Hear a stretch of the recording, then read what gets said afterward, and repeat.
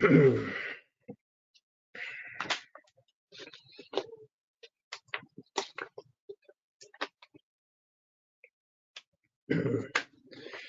everybody, and welcome to the last webinar of 2020. My name is Michael Kramer. I'm the Calibration Program Manager at Perry Johnson Laboratory Accreditation. I want to thank everybody for logging in. We have quite a few people online with us today. Today's webinar is going to be based on two sections within the ISO IEC 17025 2017 standard. We're going to look at sections 7.6 and 7.7, which has to do with the evaluation of measurement uncertainty and then also the validity of results. So again, thank you, everybody. I'm really glad you're able to join us. As always, this webinar is being recorded. And it's I always tell folks, if you had a colleague that may have missed it, that would like to listen to it, go to our website at www.pjalabs.com. Go to the webinar tab. Also, we have the individual slides you can download. You just get a lot of requests for those. You can now go directly online, get the recorded webinar or just the slides. As always, there is a space on your screen for questions. So please keep questions in regards to today's topic, which are the requirements in 7.6 and 7.7. At the end of the presentation, as always, and I tell folks this is live TV, so I'm coming to you live, and I will read them as I see them. I don't get to see them until I'm finished with the presentation and I pull that up. So we're going to jump right on into it. Section 7.6 is the evaluation of measurement uncertainty. So there's three clauses here, and there's a few notes here for guidance. Very first requirement, this comes right out of the standard. The laboratory shall identify the contributors to measurement uncertainty when evaluating measure uncertainty. All contributors that are significant, including those arising from sampling, shall be taken into account using appropriate methods of analysis. So there's folks that are accredited with us and are familiar with PL3. If you think about that, that sounds exactly like an uncertainty budget. One thing for those of you that are transitioning, we're still going through the transitioning period. That was previously under the 2005, that required a formal procedure. That is no longer required in 2017. You see what the requirement is stated there in 7.6.1. However, if you have a procedure, that is a vehicle if it works for you, and if it includes what's stated in 7.6.1, then by all means you can continue to use that. So just some basics things on uncertainty. So uncertainty is kind of a hard thing to please everyone with. There's lots of different types of calibrations. There's lots of different tests. It really depends. It can be specific to what's being calibrated, to what's or of course what's being tested as far as how uncertainty is to be handled. It's not a one shoe fits all. So basically, uncertainty contributors are categorized as type A or type B based on the manner in which they are evaluated. Type A evaluation involves evaluations by statistical methods of a series of results. Type B evaluations is evaluations by any means other than statistical. For example, contributors you perhaps get out of reference books, published values, experience, judgment. There are several different types of distributions that are commonly encountered in estimating uncertainty. So got them presented here. We'll take a look at these in a little bit more detail in a bit. Typically, we'll see most popular are those first two: normal distribution, which is one standard deviation with which is a divisor of 1, rectangular, which is 1 standard deviation divided by square root of 3. Then we have triangular, 1 standard deviation divided by 6. And then U distribution, which is 1 standard deviation divided by the square root of 2. So in a nutshell, when we're doing uncertainty, we're identifying contributors, or in fact, we are doing an uncertainty budget. Basically, what we're doing is we're identifying those contributors to uncertainty, so significant contributors. And then we have to quantify them in some manner, and then we combine them. And here's an example of an uncertainty budget. This particular one is in regards to an IR temperature. You can see the various components identified, quantified, and then combined and then expanded.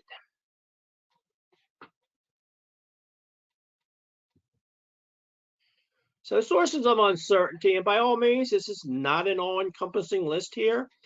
The first 3 I like to often refer to them as the big 3, because in calibration, and bear in mind, I am a calibration program manager, and that's my area. So, this can, with you folks involved in testing, uncertainty may be looked at a lot different than it is for your calibration laboratories.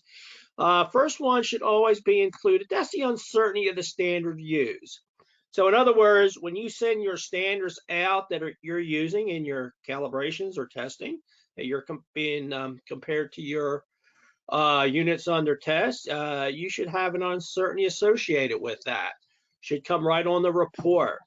You ever hear of the link of traceability? Look at a big chain, and it goes, a lot of folks like to see traceability reference through NIST to the SI, where that link ends. So you're going to be adding to that link there with the uncertainty of the standard used. You're going to take that, and then you're going to look at all the other contributors on top of that.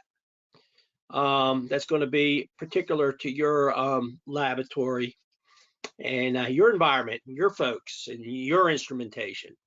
Number 2 there is always uncertainty with limited resolution. So what that means, and I'm referring to the unit under test. Let's take, for example, a thermometer, where you have a thermometer that's being calibrated. It's in the limited resolution is the division size. It could be in 1 degree C. It could be in 0.1 degrees C, for example. So the uncertainty associated with that is kind of associated with the breakpoints. You know exactly, what it's reading, but chances are it's not exactly there. It's somewhere between there and then the next resolution. There's a breakpoint somewhere, and there's uncertainty associated with that. Always uncertainty to repeatability. You have repeat measurements. You're not going to perhaps get the same reading every time. Different devices may repeat differently. And basically, that is a standard deviation over a series of measurements. Other things, and again, from there on out, as far as calibration or those folks that are testing that needs to evaluate uncertainty, these other items I have listed here would be specific to the items that you're determining the measurement uncertainty on. You usually have them often with environmental. So if, say, temperature affects the calibration or testing that's being done, you're measuring it. There's an uncertainty associated with that. Uncertainty associated with equipment accuracy. I often refer to that as drift.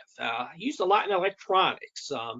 Oftentimes you'll see between calibrations, for example, it's not going to maintain that value. You'll see a drift associated with it. Often you can get that from manufacturer specs. However, after you get some history behind the device, as is something that you can evaluate on your own if you have enough data to basically make that determination. Other things that may be included is uncertainty in regards to properties and conditions of the unit under test, reflectiveness, hardness. Units exhibit sometimes wear that might contribute to uncertainty. Could get some other contributors from manufacturer specifications, homogeneity or uniformity can often be incorporated, and that's within the environment. So we mentioned about distributions. Just going to go over those four really quick for you here. One of the most common is the normal distribution, which is depicted there. This is typically associated with a type A from your repeated readings. Often that is basically a divisor of 1, where 95% of the values are going to fall with what is pictured there on the right hand side of the screen about the means. So that's 1 standard deviation and two standard deviations. One thing I want to mention here, I mentioned the uncertainty of the standard. That is often associated with a normal distribution. However, most of the time you already see that's been multiplied by 2. So typically when you get your uncertainty off of your calibration report, you would divide that by 2. Uniform or rectangular, that is often it's quantified by square root of 3 or 1.173.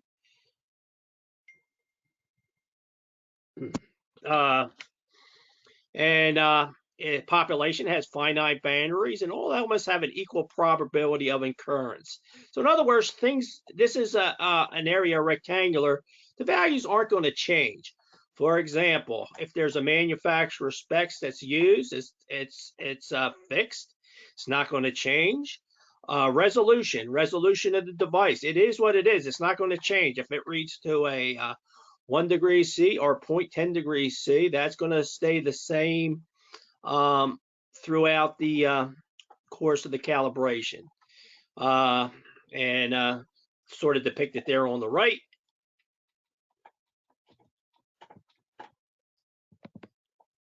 A triangular distribution, not fully defined by the mean, and basically has a standard deviation of the square root of 6 or 2.45.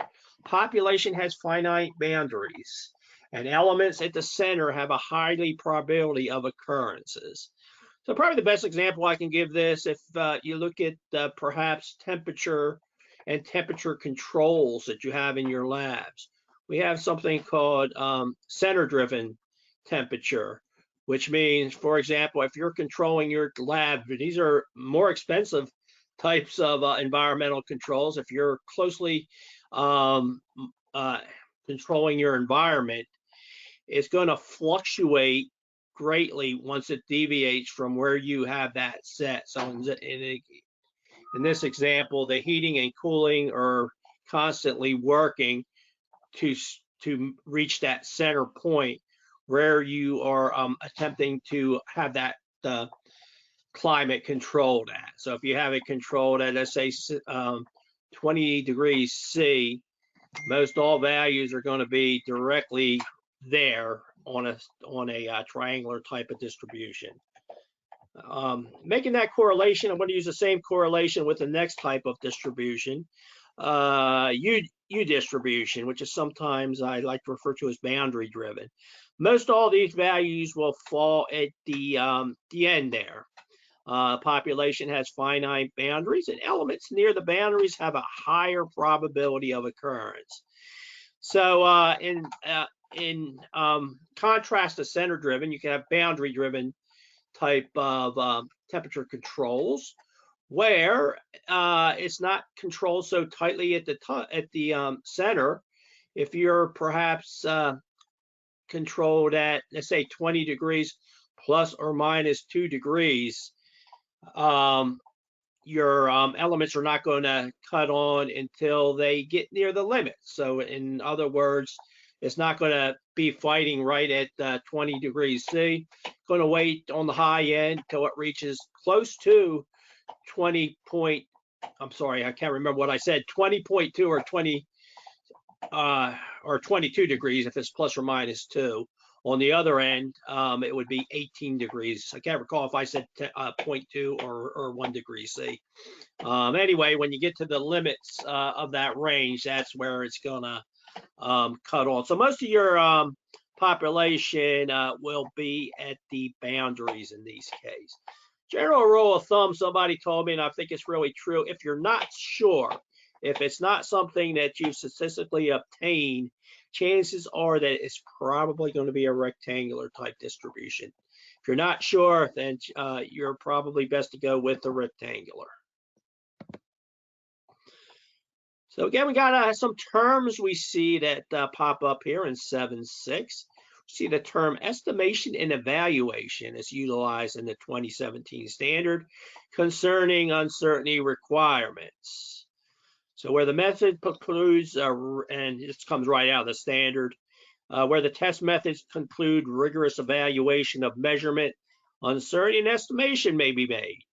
A laboratory performing calibration, including of its own equipment, shall evaluate measurement uncertainty. So on the right there, more statistical calculations involved with an evaluation, with an estimation.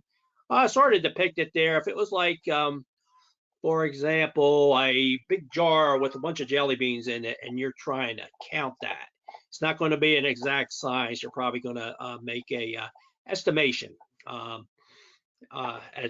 as opposed to an evaluation.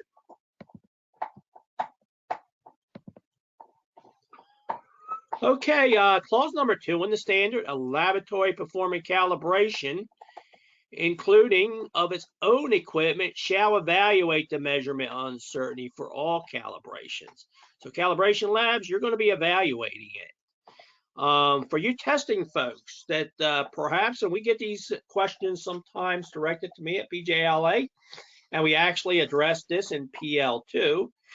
If, for example, even your calibration folks, if for whatever reason, if you decide you were going to calibrate your own equipment, we refer to that as in-house calibration in PL2.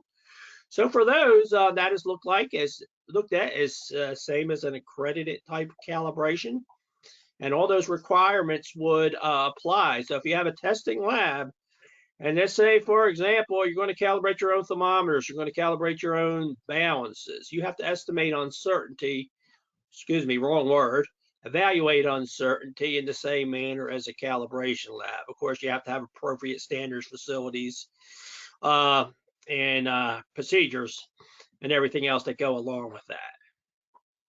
So calibration labs and anyone who is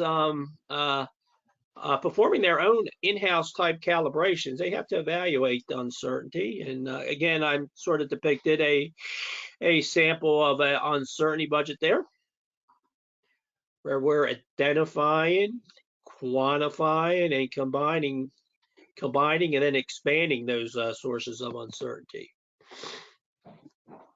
All right, the very last clause, 7.6.3. A laboratory performing testing shall evaluate measurement uncertainty. Where the test method precludes rigorous evaluation of measurement uncertainty, an estimation shall be made based on an understanding of the theoretical principles or practical experience of the performance of the methods. So that's a mouthful there. So what exactly are we talking about for your testing folks? You hopefully will fall in one of these buckets here. When I say buckets, we have a couple of notes that are associated with this in the standard. Notes are additional information. They're not requirements.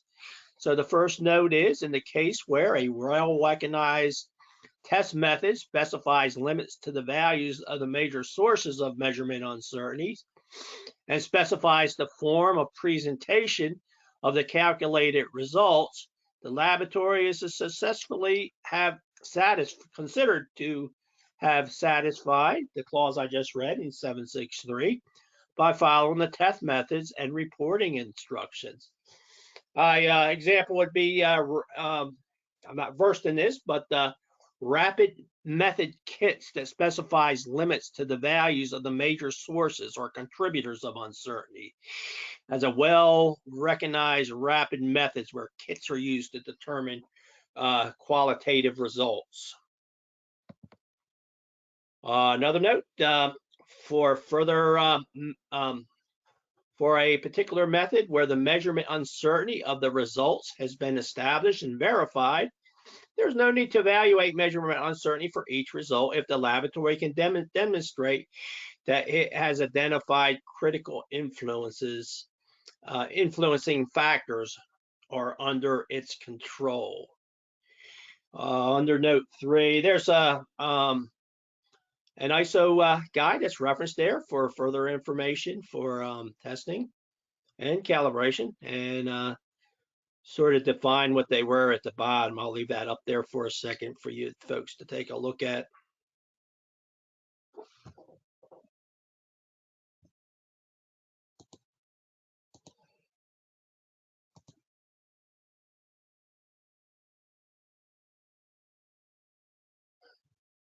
All right. So I want to attempt to go ahead and go through note 1 and an example, and I want to give my colleague Doug Berg credit for this part of this presentation, which I extracted from our workshop that we give on measurement uncertainty, where we incorporate both testing and calibration. And note 1, I have it right up there. In the cases where well-recognized test method specifies limits to the values of major sources of measurement uncertainty and specifies the form of presentation of the calculated results, the laboratory is considered to have satisfied the requirement there in 763 by following the test method. And the example I'm going to run through here is ASTM D130, which is a standard test method for corrosion to copper from petroleum product by the copper strip test. Test the corrosiveness of copper to aviation fuels, gasoline, kerosene, cleaners, distillants, lubricant oil, or other hydrocarbons. So this is a test method that falls within the realm of 763. So basically, a summary is simply laid out there for you. Is polish a copper strip immersed in a specific volume of the sample tested, heated under temperature and time specific to class of material, strip removal, washed, and color and tarnished assessed against an ASTM copper strip corrosion standard.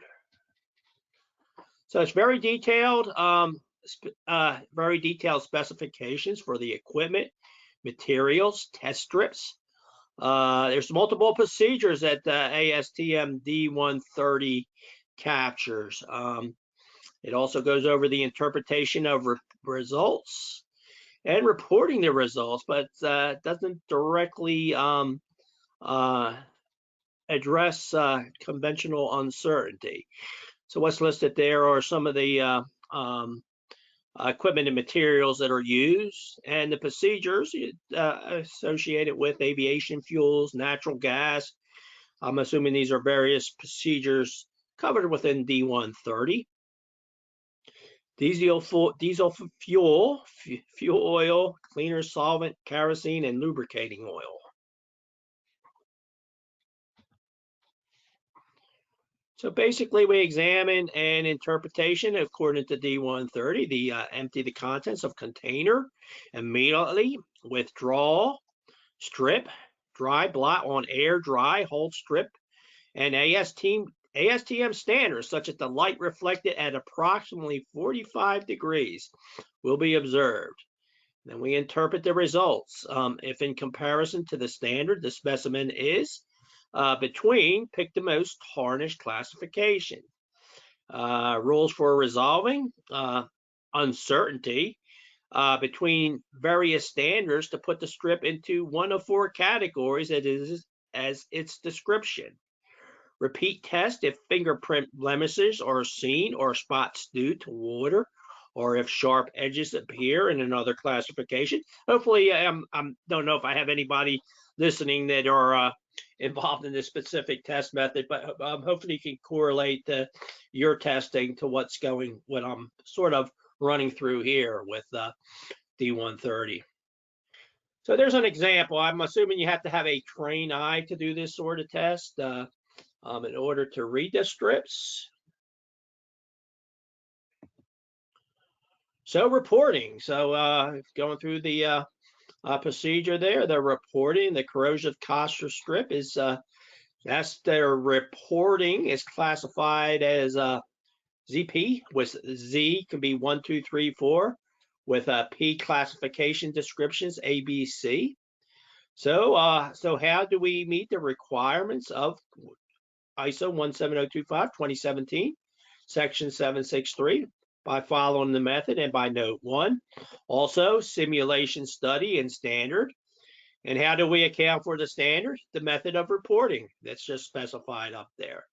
Also using the traceability through that ASTM copper strip corrosion standard. Looking at the top there, we see Z 1, 2, 3, 4. That's identified at the bottom there, so we'll be reading it as I'm assuming going from 1 through 4, slight tarnish, moderate tarnish, dark tarnish, or corrosion. All right, that's first part of the presentation, measurement uncertainty, going over the requirements there.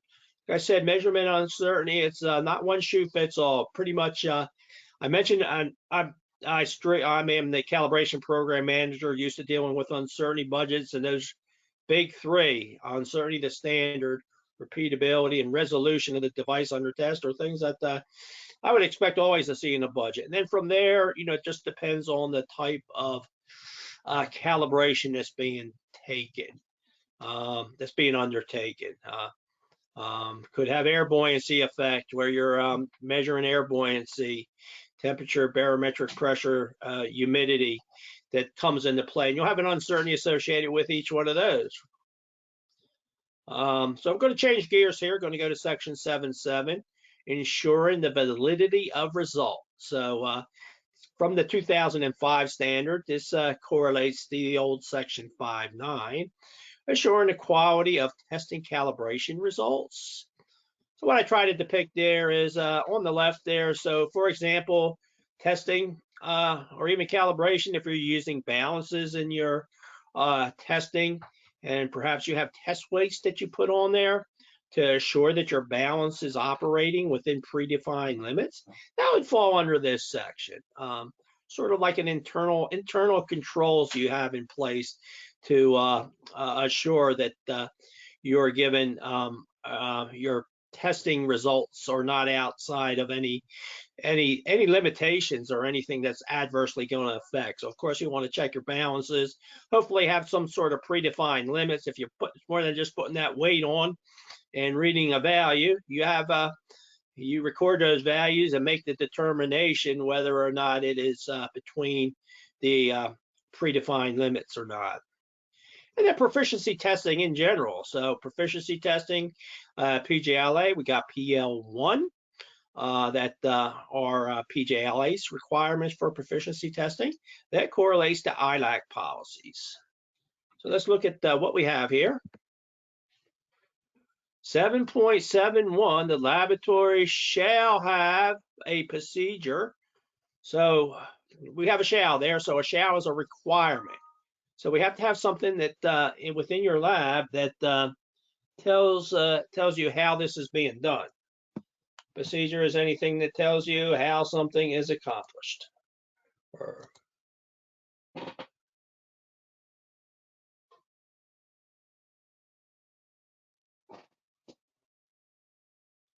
Okay, getting back to 7.7.1, the laboratory shall have a procedure for the monitoring validity of results. The resulting data shall be recorded in such a way that trends are detectable, and where practical, statistical techniques shall be applied to review the results. This monitoring shall be planned and reviewed and shall include, and we have where appropriate, so it's all these of course may not be appropriate, but to your particular line of testing or calibration, but not limited to So what we're going over 771, or like referred to as internal controls. These are things that you do within the confines of perhaps the four walls of your organization. And there's just some, as far as a difference here in 771 and what was in the 2005 standard, pretty much still intact, but they've added a couple items to this. So we're going to go down the list here. First one is the use of reference material or quality controls materials. What we have there is pH buffers, for example. That could be used perhaps to check your pH meters. Use of alternative instrumentation that has been calibrated to provide traceable results. So if you have a known value of a item, you can run it through your test or calibration and evaluate it against the traceable value. Functional checks of measuring and test equipment. Some different modes you can put a lot of electronics through that will sort of red flag the instrument or give some sort of message if there is something quite not right with the instrument. Said these all may not be appropriate or something that you all can use. Use of check or working standards with control charts where applicable. Intermediate checks on measurement equipment, these in-between checks between the calibrations. Replica tests or calibrations using the same or different methods. Retesting or recalibration of retained items. Correlation of results for different characteristics of an items. Now that's one, for example, if there's a known effect that temperature has on a device or a sample, perhaps you can control that and see if your testing or calibration makes that change according to the correlation between, in my example, a temperature change. Even review of reported results. That's something that I think should always be done anyway. And actually, that's a requirement as far as reporting the results. In 7.8, you have to issue the report, and those reports are now required within the standard under Section 7.8 to be reviewed prior to being released. Intra-lab comparison. So this would be, if you have, say, 3 technicians performing a specific calibration or test, you have them all perform the same calibration or test, and then you compare the results in a meaningful manner. See if everybody's on the same page, if there's any outliers there. This is also, I like the section on personnel I'm going to throw in here. You got to monitor your employees now. This is a requirement in 6.2. We're going to go through that in January, just giving you a heads up here for next month. You have to monitor the performance of personnel. So an intra-lab laboratory comparison is a good way to monitor your folks' performance as well. And of course, I'm sure you would want to know if there's somebody who is producing faulty results or not up to your standards. Testing of blind samples. Could be a sample they've already tested, have them tested again, not even knowing it's a sample that they've tested. So one thing I always recommend, if these are being done, that you make records to support that these activities are being performed. I did an assessment here recently, and they told me these wonderful things they were doing with their industrial type test weights, where they sort of sample them, make sure that they're not drifting at all. They inspect them, see if there's any damage. These are heavy duty industrial class F, class 6 types test weights. I said, that sounds great. Do you have any record that it's being done? They did not. So it's wonderful that they're doing, but I would always suggest that you maintain a record if you are doing any of these things here listed under 771. Okay, second section in 7.7 is 7.7.2. The laboratory shall monitor its performance by comparison with results of other laboratories where available and appropriate. So I highlighted that there. Where available and appropriate, and you'll see why in a minute. This monitoring shall be planned and reviewed and shall include but not limited to either or both of the following. So in comparison to 771, these are external type controls where you're going to compare your data, your value, what you're producing to something outside the four walls of your organization. So what we're referring to here is by one of the following methods: participation in proficiency testing. So 17025 identifies this as you can actually go to a proficiency testing provider. There's a note there. There's actually an accreditation standard for proficiency testing provider. 17043. You'll see we have on our website, we have resources for proficiency testing, and we do list some of these third-party providers. This would be, for an example, let's say you were, calibrating gauge blocks. The third-party provider would send you a gauge blocks to calibrate just like you was a customer. So you will have values associated with degrees of uncertainty, and your comparison would be made against numerous other organizations that tested the same gauge blocks. 17043, they have criteria in place for type of reporting, type of analysis, and also maintaining control over those reference values. B is an interlaboratory comparison other than proficiency tests. So that would be what we refer to in PL1 as interlab comparison. Bare bones minimum, it's your organization and another organization test the same artifact or sample, and then compare the results in a meaningful way. So it's outside of the confines of your four walls. So that's a change for those folks that are in 2005 that are transitioning or just getting used to 2017. Standard now specifies that you have to do one or the other. And I highlighted where available and appropriate. And we addressed that in PL1. So if your organization currently complies with PL1, you're going to be complying with this requirement here under 771. Again, PL1 is PJLA's policy on proficiency testing.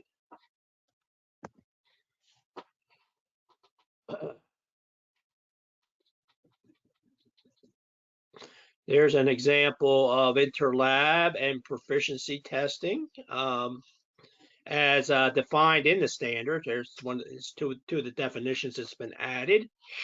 And there's just a quick snapshot of our website. We have a tab for resources, and one of those resources is for proficiency testing.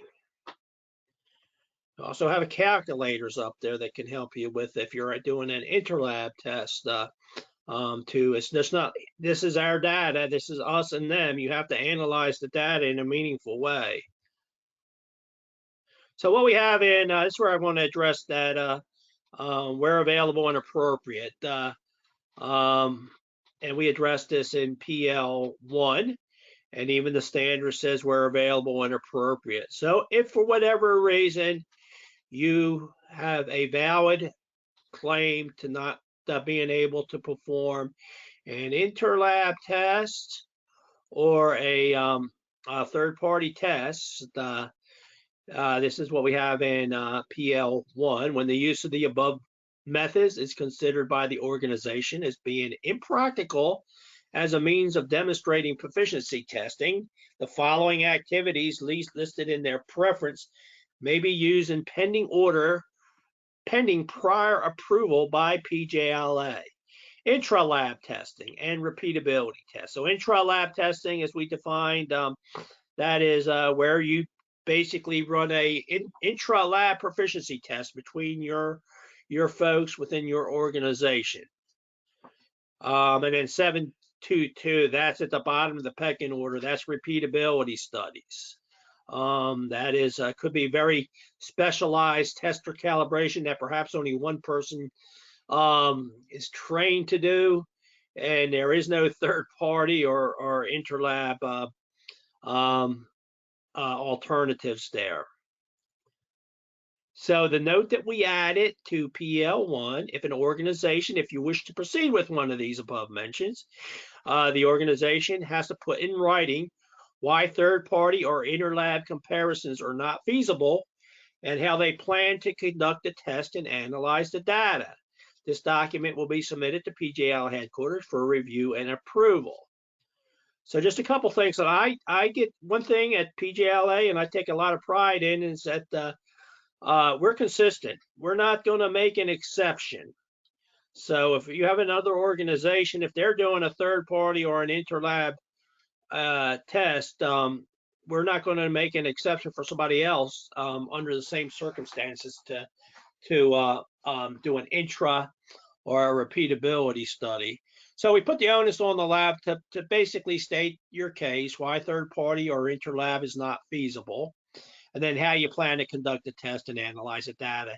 If we know there is a third party available, for example, there's no way we're going to approve a intra-lab test for a micrometer caliper sort of thing.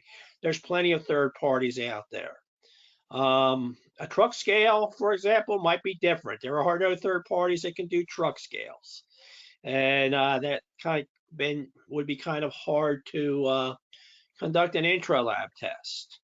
But anyway, I will leave it at that. The standard requires you to do third party and interlab where available and appropriate. If not available and appropriate, if you're accredited with us now, this is PJLA, this is our requirement for if you want to, if you have a valid case. Another thing, often I'll hear proprietary reasons. And if there is a third party provider, how you got there is not of interest. What's looked at is your results, your result and your degree of uncertainty. So typically that is not a valid reason. So still looking at the requirements under 7.7. Yes, even if you're doing an interlab test, it's not, and I just had it happen to me, here's us and here's them. Okay, well, what is it telling us? You have to analyze the data. So data for monitoring activities shall be analyzed, used to control and, if applicable, improve the laboratory activities. If the results of the analysis of data from monitoring activities are found outside predetermined criteria, appropriate action shall be taken to prevent incorrect results from the proficiency, from incorrect results from being reported. So the concept of analyzing QC data to control and improve laboratory activities is additional, added on to the 2017 standard.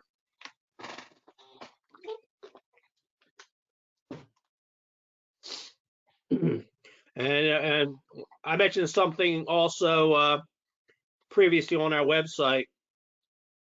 We do have a calculator. We have an eNormal analysis calculator that can assist if you are doing an interlab test that will allow you to analyze the data in a meaningful way. Basically, it will look at your value and the reference values and your uncertainty and the reference uncertainty, and make a determination whether or not they are in agreement with each other. So the 2017 standard is placing more emphasis on interlab comparison and proficiency testing. Other than the fact that this 17025 standard in PL1 requires a lab to do this, there are beneficial tools for the lab to check the reliability of results by comparison within their peer groups, and to demonstrate their performance to clients and accrediting bodies.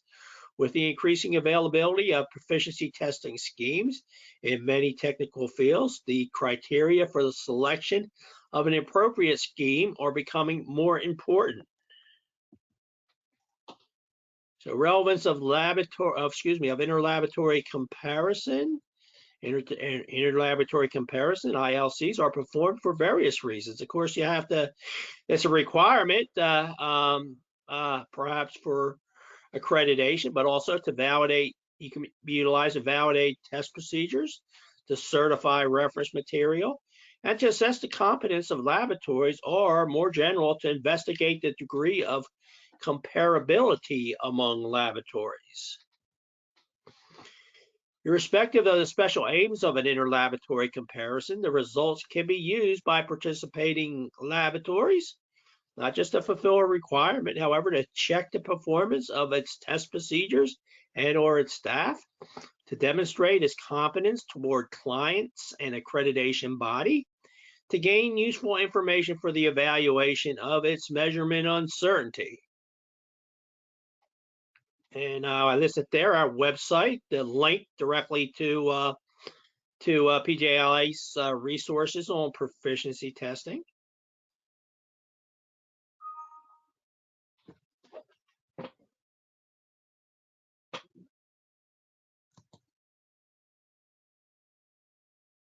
Okay, that is the end of the presentation. So thank you all for listening. And like I said, I'm going to right now for the first time pull up the question tab. And I'll try to answer as many as I can. If I'm not sure, particularly have a technical question in regards to testing, I'll let you know.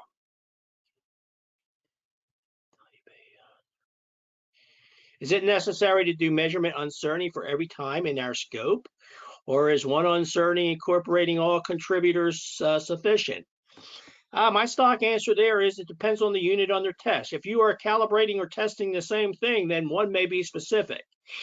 I gave you an example of a thermometer.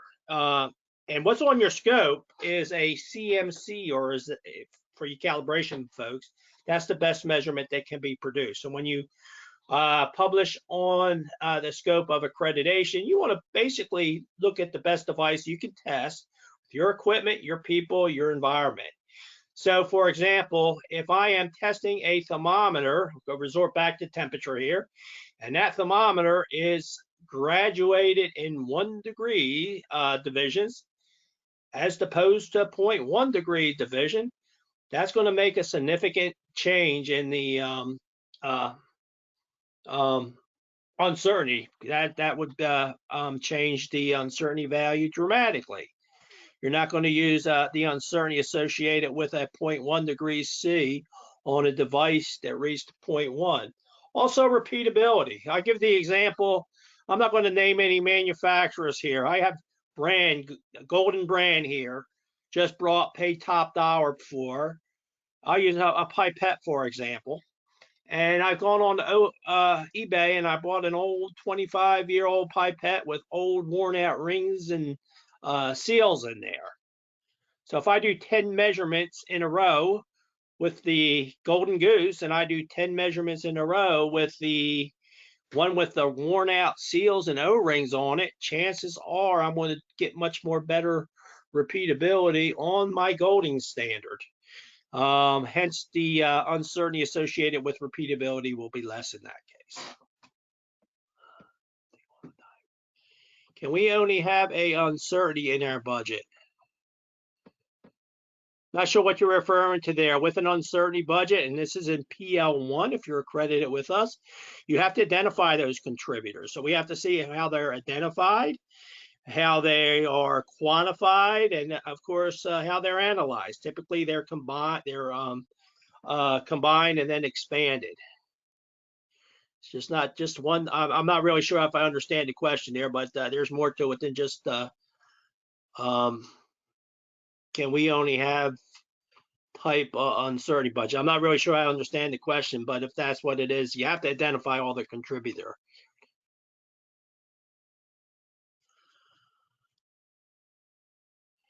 Is there an educational online measurement uncertainty software? There are. I'm not going to name any. I'm not going to. I'm not supposed to endorse anybody in particular, but that is something you can Google and you will find. I know now actually the 2017 standard with identifying the contributors to uncertainty rather than having a procedure in place. It's much more in line with today's electronic age. So in other words, quite often today the software is looking up values and calculating uncertainty. So in other words, some things are fixed, some things you would type in perhaps the resolution. It will look at your standard deviation and calculate that for you. But yes, there are a lot of software available for uncertainty. As far as tutorials, yes, like I said, I would you can probably find various online sources to help you with uncertainty. Actually, we used to do them at PJLA. I haven't done one in a while. We used to give workshops, and like I said, it's not one shoe fits all. The problem is we had calibration people in there, testing people, and just giving a broad overview of uncertainty is kind of difficult when you have a wide array of different type of calibration and testing folks in there. I don't know what industry you're in, or if there's a specific type of calibration, you may want to focus right in on that industry.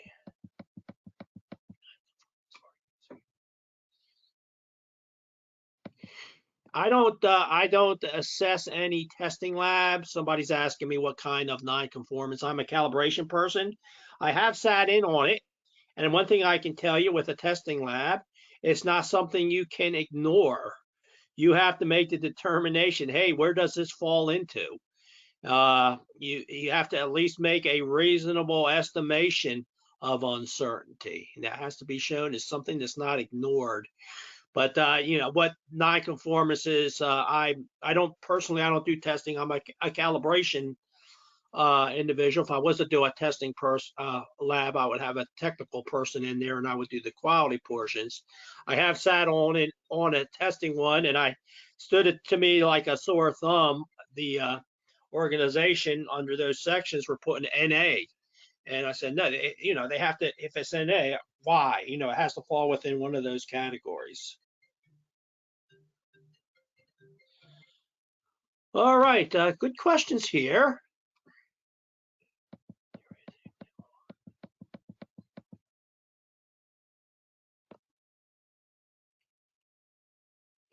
Yeah, we ought to put maybe do a testing webinar with a panel on here. Again, this is particular to testing lab, and I apologize, I just don't know because I'm not a testing person. Is there the same level of expectations for estimation of uncertainty for micro test labs? The other thing I can say is just looking boldface at the requirement, there is no exception there.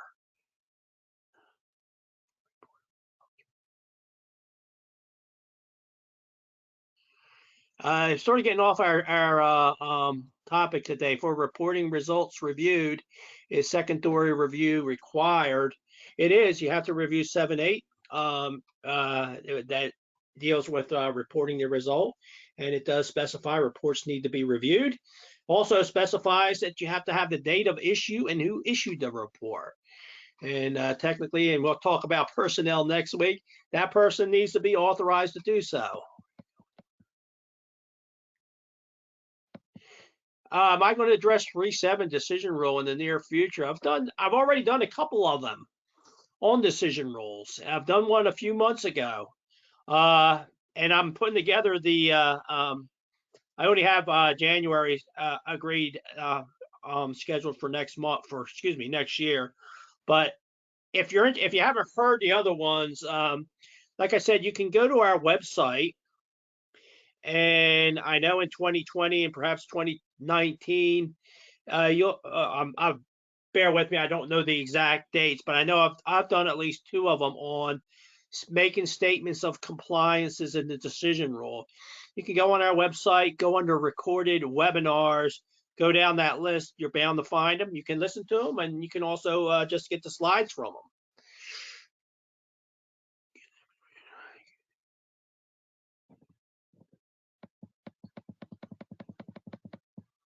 Can a laboratory analyze QCS every time they do a PT sample?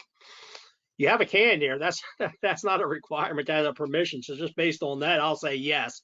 But again, it sounds like it's a testing lab. I'm not sure exactly how that correlates to every time they do a PT sample, how that correlates to uncertainty, or while you're referencing proficiency testing here.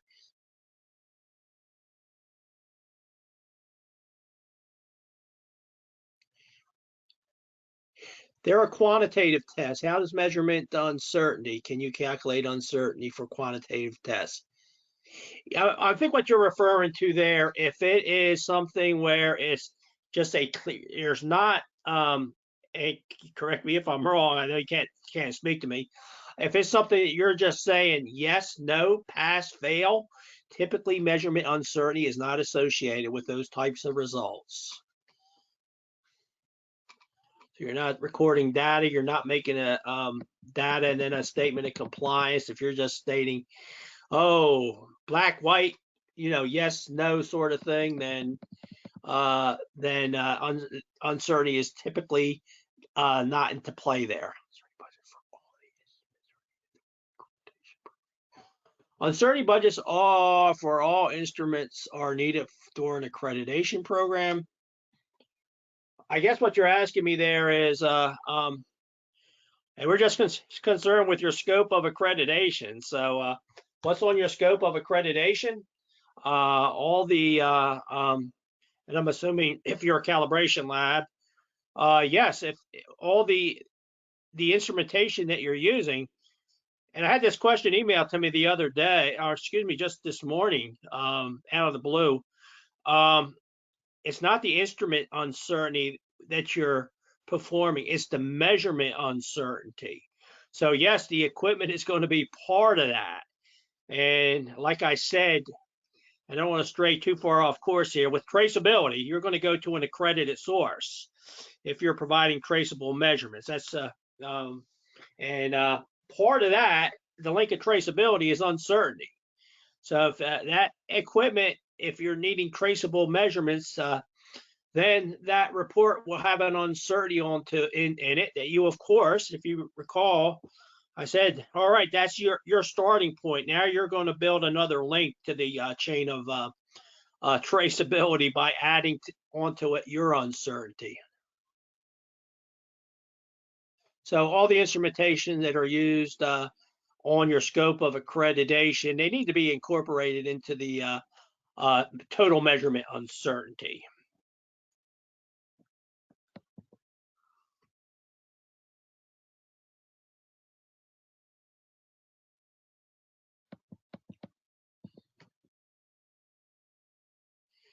I had somebody here. It was great to hear, and I hope I presented it okay. I had to have a individual talking to me about the D130.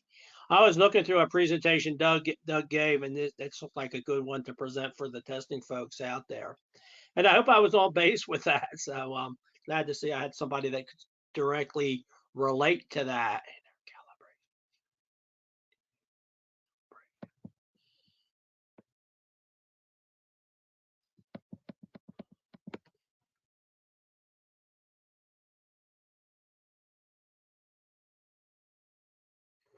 Okay, I'm reading this, and I said this is live TV. If our calibration is accredited, do we need to issue calibration reports for the unit under test of clients with uncertainty is must? If you're a calibration lab, you have to list the measurement uncertainty on the report. That is a requirement in 7.8 for uncertainty. You don't have to, with the unit under test. So yes, that is a requirement. Review 7.8 for calibration. That is a shall.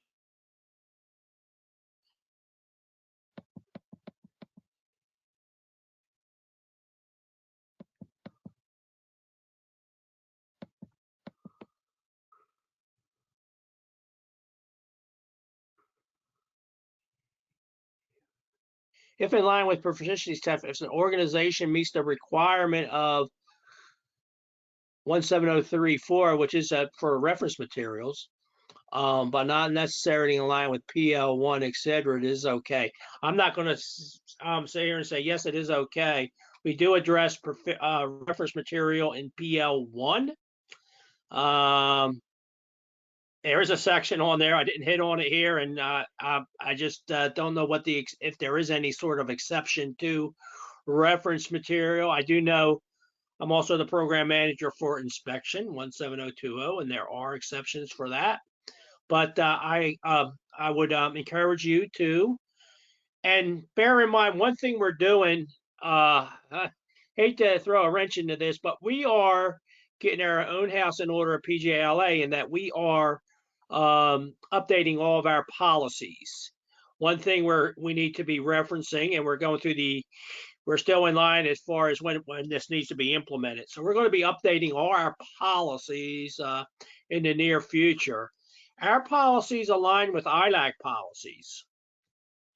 And I do know that ILAC has written some things in there in regards to reference materials that we're going to incorporate in with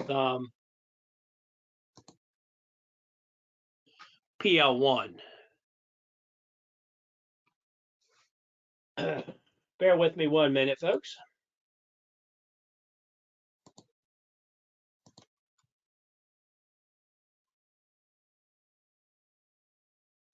I'm trying to look something up here for that last question.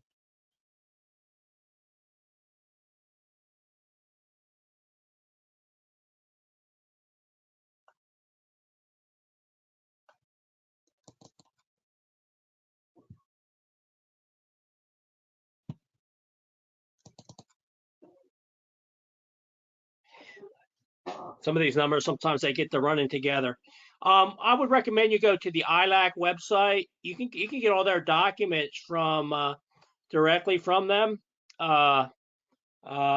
And they have guidance documents, they have G documents, they have P documents, which is policy documents.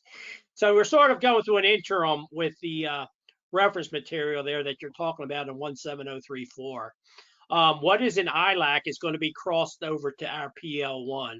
So ILAC's policy on proficiency testing is P9, Paul 9. So if you're able to go on the ILAC website, see what's coming down the pike with proficiency testing, with reference material, review that document. Right now, I just don't know what the specific changes are.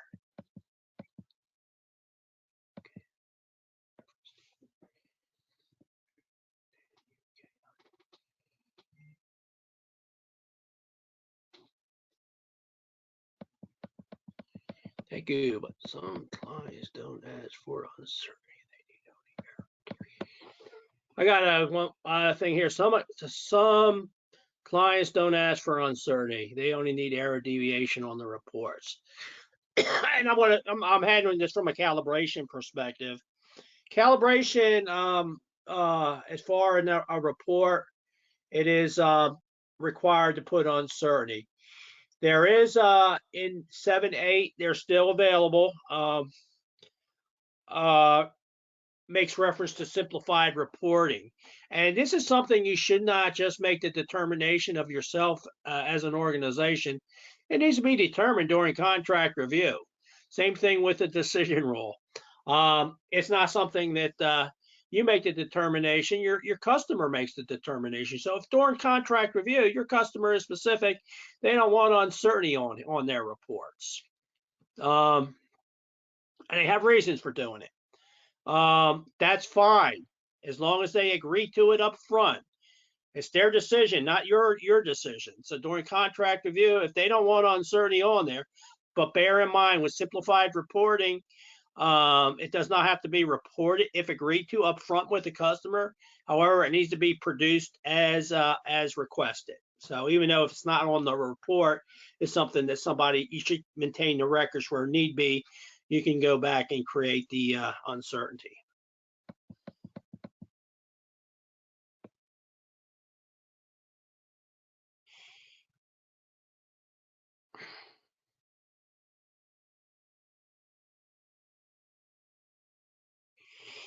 I've never seen this. What if ASTM states the uncertainty hasn't been calculated yet?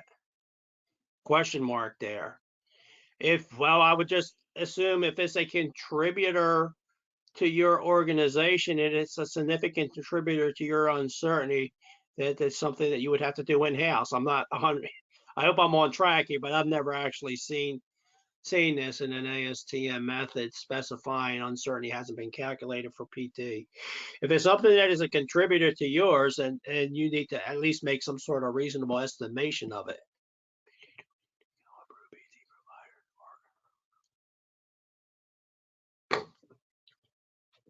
For PT proficiency tests, do we need to go approved PT providers in our location? If not available, what to do? Okay, well, again, PL1 is our policy on proficiency tester. If you're going to do an interlab test, that's yourself and another organization. The other organization needs to be an accredited organization. If they are not accredited, we make some stipulations that their measurements are traceable, and it goes into detail about you would have to do. I know this doesn't mean anything boldface. Fill out an LF 123, which is basically just showing that their measurements are in fact traceable. On our website, we have a list of PT providers. If you have another source, you can present that to PJLA to review and make it determine if it's an appropriate source. So if there is a third-party provider, you would be required to use that or do an interlab test. If there is no third-party provider and for whatever reason you're unable to conduct an interlab test, and bear in mind when our assessors go out and do their assessment, they're technically competent in the area. So they're going to should know, hey, this is an area there are third-party proficiency testing available. But there are instances where there is not, and there are instances where it's very difficult to. Could be logistics. For example, a couple comes, I mentioned a truck scale, but if you're doing uniformity tests on ovens, furnaces, that sort of thing, that is a hard one. Well, there is nobody that's going to send you a furnace or oven to do a proficiency testing on. And that's not one thing you can typically ship from one location to another.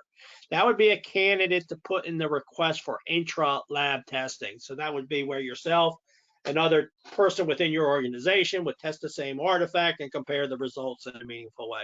So if your question is, what if there is no other alternatives? We discussed that in PL1. Just got to, for us, you have to put that in request in writing. Statewide third party or interlab is not feasible, and then how you plan to conduct the results, proficiency tests, and also analyze the results. Okay. Oh, more questions.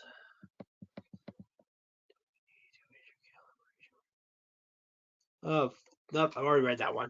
I think I reached the end of the line. A lot of questions there, a lot of good questions. Some of them I wasn't real sure about, those specific ones to testing.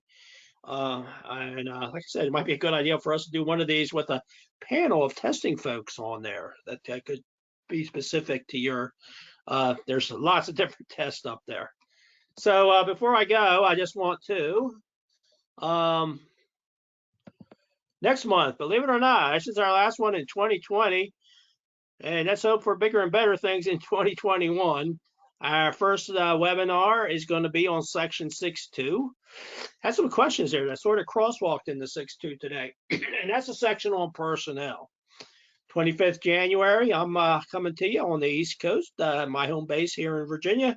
Want to thank everybody for joining us.